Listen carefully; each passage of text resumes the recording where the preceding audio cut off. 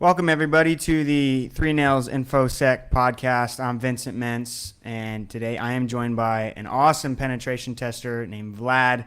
Vlad is very technical, getting to know a little bit about his background. I'd love for him to talk about himself here for a minute, but today we're going to dig into some of the interesting aspects of pen testing and red teaming, and we're going to have Vlad sort of talk about his expertise surrounding critical infrastructure, SCADA, and securing networks. So, Vlad, tell us a little bit about yourself before we get kicked off here. So I've been in the industry for about 26 years, about 24 of them on the offensive side. Started out in web application development, transitioned to network penetration testing, web application testing, and then over to SCADA systems. Along the way, I really got interested in radio and RF stuff and got into that. Started working with vehicle systems, had the fortune to work for a large pharmaceutical company, so started getting interested in biomed, and now working primarily on water systems and critical infrastructure as well as transportation. Did you say 26 years you've been in this? That's right. Wow. Yep, I got my Wow. first corporate job in 1998 during the good old .com days. I was still in high school and got a legit full-time corporate job. Wow. That's awesome. You've been doing security probably a lot longer than I've been, even interested in it. So, well, I'm grateful to have you on the show today, Vlad. Thank you for joining. One of the questions I really love to ask anybody in our industry is, what is one commonly held belief that you disagree with? And I think we'll probably come to agreement on whatever you say because we both come from a similar background of pen testing, offensive security, and things. But would you be willing to share a little bit about maybe what's an industry held belief that you see passed around but maybe disagree with and think needs to kind of be discussed? So my number one pet peeve when I talk to CISOs and CTOs, anybody in the boardroom, or any even high-level security managers, they always talk about what they need to do to be secure. They think they just need to get the next generation blinky light firewall. They say as soon as we can get microsegmentation or macrosegmentation done, we'll be secure. And that's just a totally wrong way of looking at it. Security is a journey and not a destination. Sure, doing microsegmentation, macrosegmentation is fine. You may think that getting a new firewall is going to help you, and it may, but you're never truly going to be secure. You need to start looking at the horizon and seeing what the next threats are, seeing what the weak points are in your organization. Okay. So How would an organization sort of assess what those weak points are that you're talking about? the same way U.S. government does, send in the red team and see what they burn down first. Uh, Bring in a Yeah. reputable penetration test, a red team company, have them go hog wild for 2, 3 weeks with as few restrictions as you could tolerate as a business with your risk tolerance and with given the government framework that your industry has to live with, and to see what they come back with. Whatever they tell you are the criticals and highs, fix them right away. Anything that's low and mediums, budgeted for next. Yeah, no, that's interesting. It's really interesting actually because I think a lot of organizations I work closely with are small to medium size, and usually the big challenge is not what you're describing that they want to just throw money at a lot of hardware. It's like they actually usually don't have enough resources or enough people or whatever to actually secure themselves. But what you're describing is interesting and maybe seen in different verticals and things where resources are not really a challenge for those organizations, but what is a repercussion of having sort of the mindset that money will just fix it? We'll just kind of go crazy, hog wild on the hardware and all the top of the line software, and they just chuck it in the network or something. Like, what's the issue with what you're describing? They're missing one of the most important aspects, and that's people. People is what makes up your organization. Sure, you have thousands of servers and you have giant clouds in AWS and Microsoft Azure, but it's the people that actually make your organization and make it secure. I mean, walk around Black Hat, walk around any conference, you're going to see 500 vendors trying to give away swag for their next gen Blinky Light, but you might Mm-hmm. see maybe 5 or 6 reputable companies that do pen testing and red teaming. And I Okay. think that's the problem with the industry. Everyone wants to sell you a Blinky box to plug into your network and call it secure, and that's just not the right approach.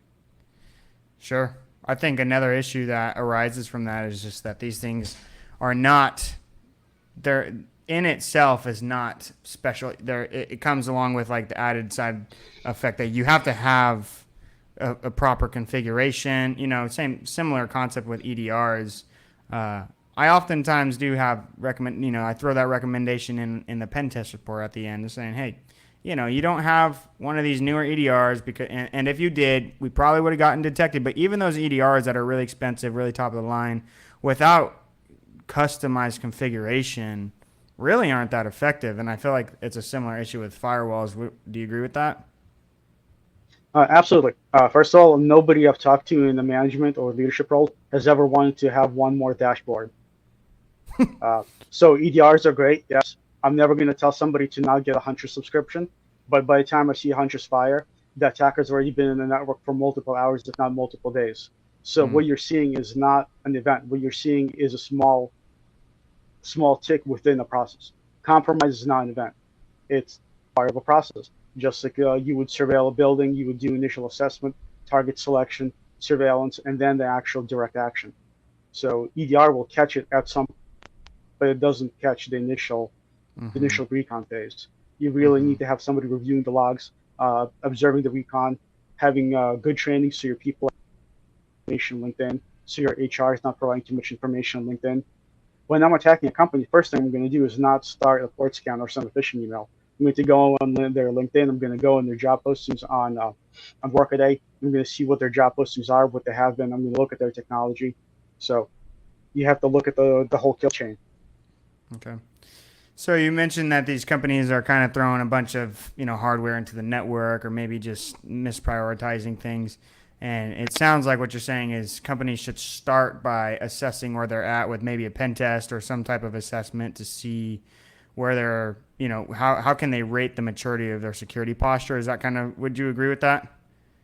Absolutely. The other thing is people in security leadership roles need to be empowered. Need to be empowered to say no. For example, we see organizations that have great policies about 2FA, and then they'll find several accounts for their high-level people that may not be 2FA secured for VPN. And then our point of ingress becomes some of the C-level people. Okay. Tell us a little bit more about saying no, empowering them to say no. What do they need to be saying no to exactly? Exceptions for the sake of convenience. For Mm, example, we see lots of accounts that get issued, for example, to interns for the sake of convenience that never have true 2FA enabled. One big thing we see is vendor accounts. Vendor accounts with passwords that have not been changed in 2 years, with weak credentials, and again, no 2FA, because their vendor said the only way they're going to support this product is if they have 24/7 access, and it's a mm, product that's business critical. So they're essentially held hostage by somebody that's supposed to be empowering them, and they're becoming the weak point. And I've seen this multiple times in compromise and incident response, is that somebody who's supposed to be managed service provider or somebody that's providing a key piece of credit card processing or shop processing becomes the entry point that takes down their business. mm. Wow. Yeah, that's a great point. I do think about those things often, but empowering them to say no is interesting. Um, let's talk. Let's get into pen testing and red teaming a little bit. Obviously, I think that's your main area of expertise. I'd love to hear.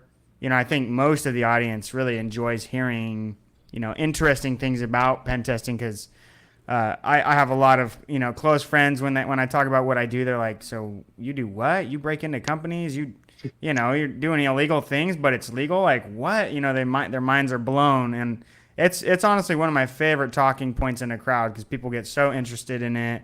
I've had friends, sort of ask me about training, ask me about what's the best path, but it's just such an interesting talking point. I think people really love to hear about hacking and pen testing in general. So tell us a little bit about your passion point, your passion points in pen testing or in offensive security. What types of things interest you, and what about those things do you think benefit the industry? So great segue into what I like looking at technology that makes civilized life possible. You wake up in the morning because your alarm clock had the electricity to go off. You flip the lights because of the electricity. You turn on the tap and there's clean drinking water coming out. You flush the toilet, the waste goes away and is no longer your problem. And it's just amazing. It's like magic. There's incredibly complex and incredibly vulnerable things behind all of that that a lot of us just don't think about. And like I said, it makes life possible. But a lot of those technologies never meant to be the internet. And we really need to safeguard them. A great paper that was put out by the Department of Defense not too long ago. I believe it's called Ambitious Dragon. It talks about some of the threats coming from China as well as Russia to our infrastructure, how it could be disrupted in order to prevent us from helping Taiwan if it's invaded, or prevent us from reacting to certain other world events. And I think it's up to all of us to understand the threats to our infrastructure and do what we can as individuals and within our own industry verticals to help secure them. Sure, sure. This is a little bit of a tangent, but I was just sitting in a live of David Lewin, I think, a couple of days ago, and he was talking about critical infrastructure security related to drones, and how it's near impossible to do anything about a drone right now because I think it's the FCC, the regulation, like, is super strict about it, and they basically, they rule the air. They legislate on the air, and so taking a drone out of the air is basically equitable to like taking an airplane out of the air. Like you can't do anything. But it's interesting. So yeah, Uh, so it's actually the FAA, Federal Aviation thank you, Administration. Yes, thank they you. equate it to shooting down a manned aircraft or aircraft piloted by a human. FCC prevents you from radio emissions that you might use to compromise the drone. But yeah, absolutely. If you see a large UAV, even something like a chemical sprayer, you're not supposed to try to compromise. You're not supposed to be able to force it to land. You certainly aren't allowed Mm-hmm. to take a shotgun to it. Mm-hmm. The DoD. Yeah. And Wow. I'm not. Mm-hmm. I'm sure you've seen some of the footage coming out from Ukraine. Some of these small drones, FPV drones, equipped with static kill, Yep. large 20 millimeter shells, 120 millimeter shells, flying 100 miles an hour. It's scary. Yeah. I definitely think that there's going to be some changes in legislation about possibly drones that don't have drone ID or drones that are not doing what they're supposed to be doing, and Mm-hmm. being able to defend your perimeter from them or being able to defend yourself and your vehicles from them. Yeah. And what reminded me of what we're talking about now is just the fact that you said we need to be held accountable. And I think that's a big issue in our industry as of cybersecurity and security in general for any vertical is we built our infrastructure without security in mind years and years decades ago, and now we're really paying the price. And it's like, well, who's accountable though? Because it just seems really difficult. And I know I want to talk about SCADA and critical infrastructure with you more and hear about maybe some of the tests you've conducted, maybe some of the things you think that governments and these can do to really secure them better than we're doing now. It's just, who do you think should be held accountable for systems that are just critically insecure? I guess is an interesting question I have for you. Uh, Definitely.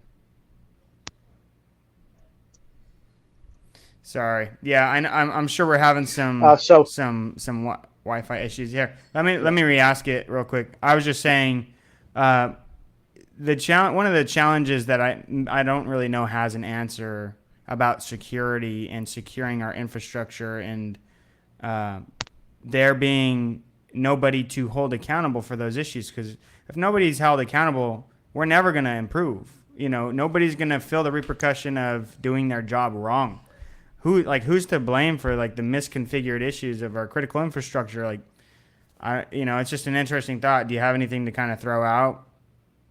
yes, and luckily things are starting to change. It's very slow, but we now have Infrastructure Protection Agency, which is the agency responsible for securing critical infrastructure. Okay. We have recent legislation such as the Safe Water Act, which mandates utilities actually secure the infrastructure. Uh, so yes, years ago, infrastructure was not built securely. Mm-hmm. That's sort of a misnomer. It was built very securely in the terms of physical security. There used to be no internet. The buildings were hardened. Buildings had fences around them, sometimes double fencing. They had razor wire over the top of the fence.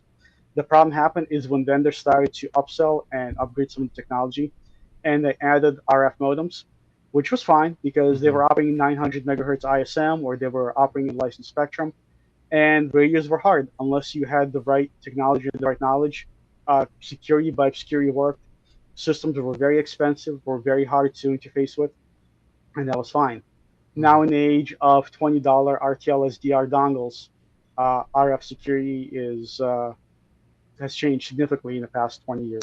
Hmm. A lot of the systems that were secured by just being locked away in the building or being protected by RF modems are now connected to networks, so to city government network on a separate VLAN, or connected to the internet by VPN.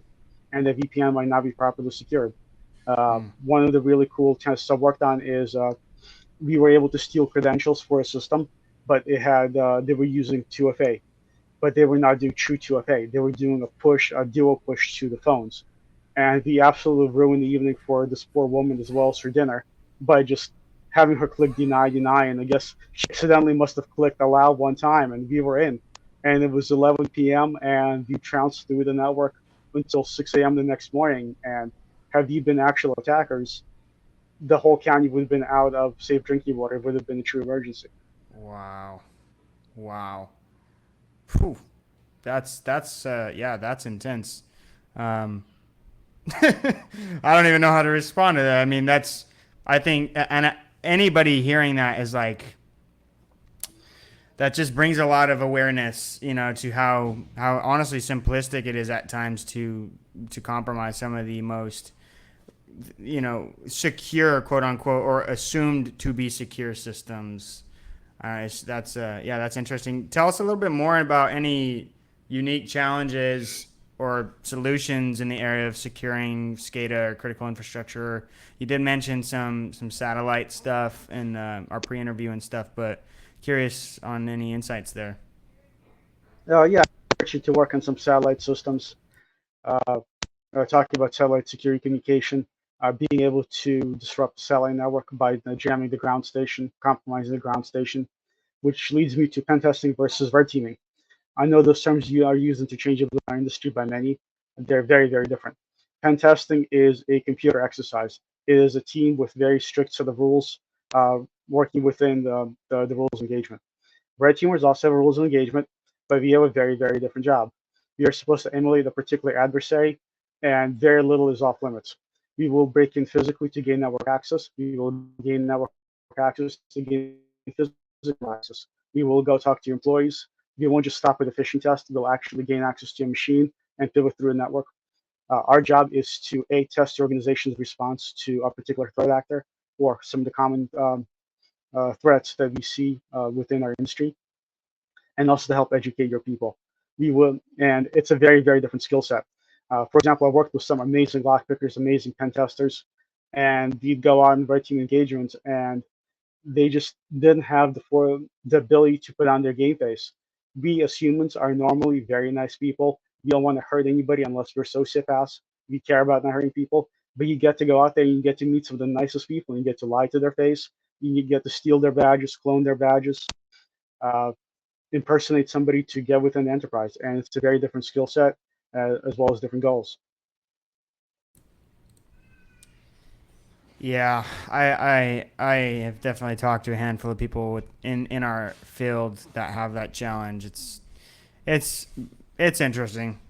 And that's in physical security is what you're referring to. Actually, going into these places as a, um, as an attacker or somebody, an adversary of some sort, and basically breaking in broad daylight or at night, and really just testing the physical security. But yeah, that's a challenge.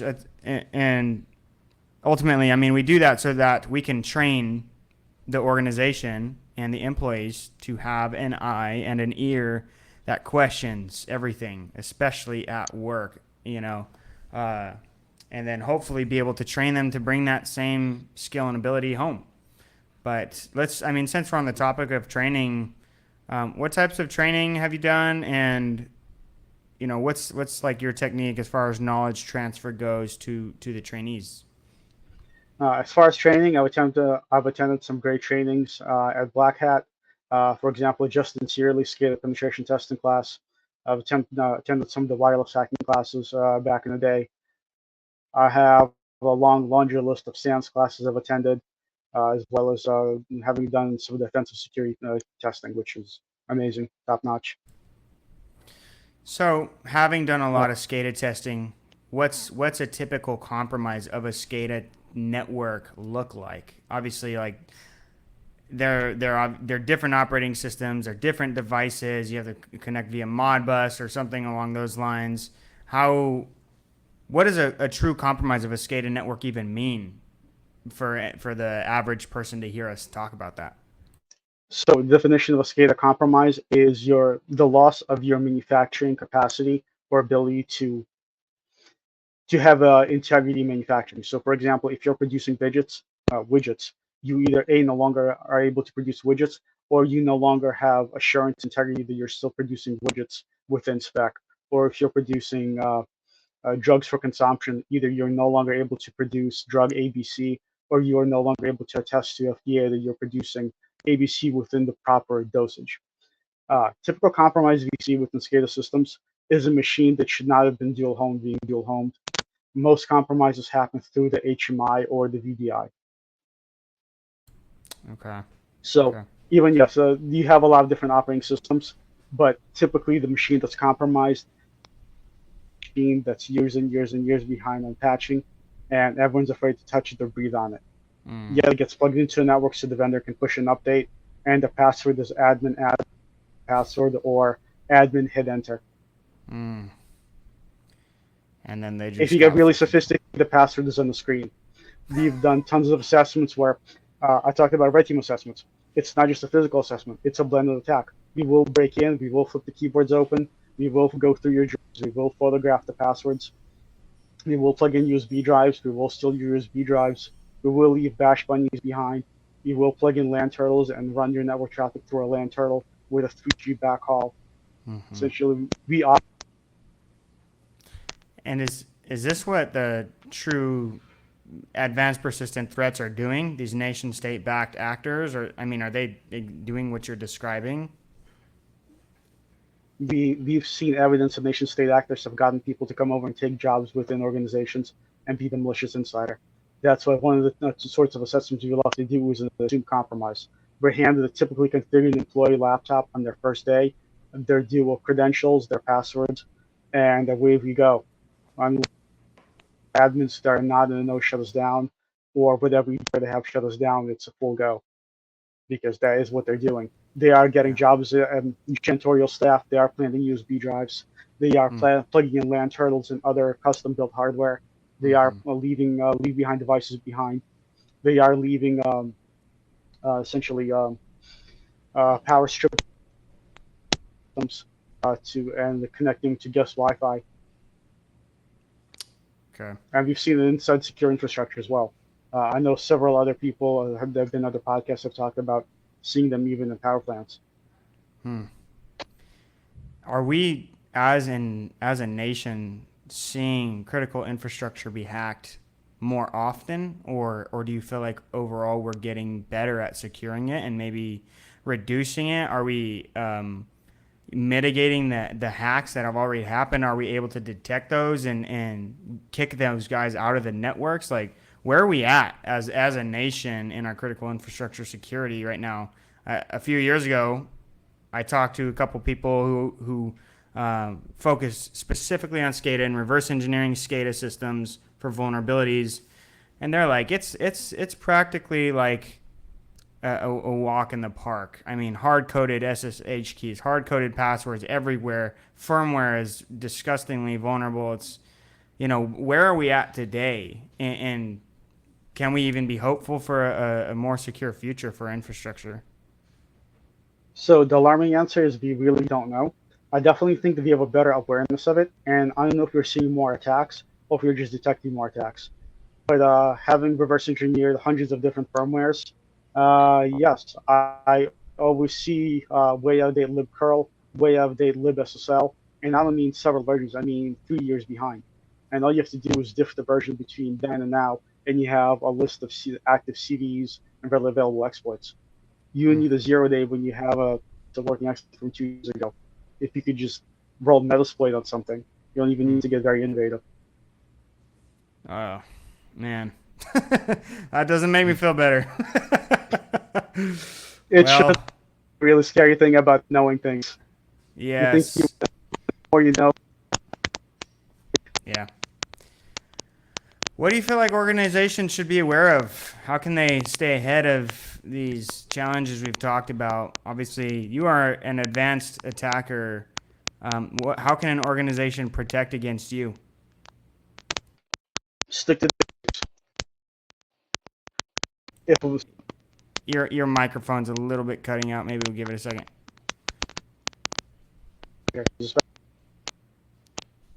That's better now. Yep. so I would say stick to the basics. Patching. Microsoft Patch Tuesday comes around, test it on your test environment, roll it out. Don't wait until next month. Roll it out as soon as you can. You Hmm. see that your firewall has an update available, test it and roll it out. Your critical devices and infrastructure have an update available, test and roll it out. Don't let it sit there for weeks, months, years. Uh, the new SSH vulnerability came out, I think it was Tuesday. We've seen it being exploited in real time. Don't wait next month to patch it. Block those IPs at the firewall right now. Mm. So being proactive. The other big thing is investing in people. It's the most basic thing, but it's what I see a lot of organizations lacking. I will see job postings that will want you to have 20 different SAN certificates for an entry level position. But if you actually have a company, they're not willing to pay for even one because they say it's gotten expensive and they simply don't have time and resources. It's you need to be able to be willing to hire people that are willing to do the work and have them on your staff. If you think it's expensive to staff or to retain the staff, imagine how expensive it is to have people that don't have the skills that you need. It's interesting that you bring up the people aspect because um, I think in our industry it's common for people to sort of jump around a lot, and I get that the sort of reason being is so that they can increase their salary, and I'm not going to knock them for that, but there is something to be said for organizations who understand the value of the people they have and train them, keep them around long enough that they actually. Oh, it's okay if we lost them there. We keep them around long enough so that they actually build a genuine concern for. If we keep our people around the organization long enough, we can help to build a genuine concern inside of them, and alongside that, give them the skills they need to secure our network well. Because if you just hand them the skills to do it, they can take those skills and run. But if you give them the skills along with a sense of importance and necessity that we need you to be with us, we're going to take care of you. We're going to continue to give you raises. Like Vlad, like you said, just give people raises, give them the promotions that they need so that they are, convicted to stay around because it's like once you get that special team that does the job and does it well, like you don't want those people to be gone ever, Anyway, it's just an interesting thought, and I kind of got a little bit mixed here, but yeah, I appreciate it, Vlad. Do you have any sort of final thoughts you'd like to throw out there about anything we've talked about today? No, just want to remind everyone that organizational knowledge is huge. You have